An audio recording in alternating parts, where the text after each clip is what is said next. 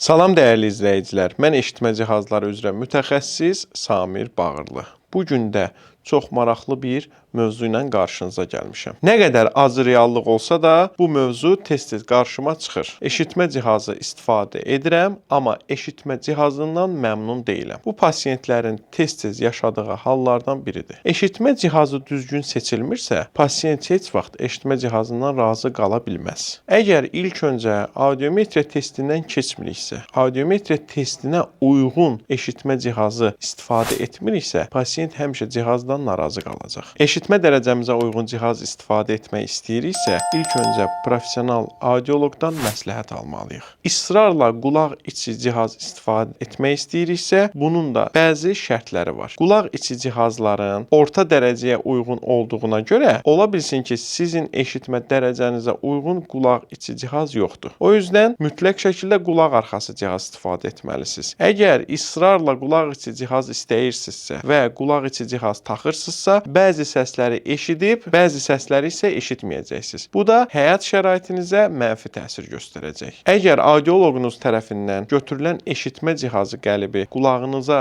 düzgün oturmursa, bu da sizin eşitmənizə mənfi təsir göstərə bilər. Eşitmə cihazında istifadə olunan vent, yəni havalandırma kanalı düzgün seçilməyibsə, bu arada bunlar 0.5 mm-dən 3.5 mm-ə qədər ola bilir. Havalandırma kanalı yanlış seçilibsə, dərəcənizə uyğun alınan qulaq qəlibi qulağınıza tam oturmursa, bu da eşitmənizə mənfi təsir göstərəcək. Eşitmə cihazı seçərkən ilk öncə düzgün audioloqdan və eşitmə cihazı mütəxəssisindən məsləhət almaq lazımdır. Düzgün audiometriya testindən sonra əgər aşkarlansa ki, sizdə sensanevral tip, yəni sinir mənşəli eşitmə itkisidir və eşitmə cihazı taxmağa tam uyğunsuz, bundan sonra eşitmə cihazı mütəxəssisi sizə düzgün eşitmə cihazları hansıdır, bu haqda məlumatlar verəcək. Mütəxəssis əgər seçimi sizə buraxmırsa, sizin daha yaxşı eşitməyinizi istəyir. O yüzdən qulaq arxası və yaxud qulaq içi eşitmə cihazı məsləhət görür.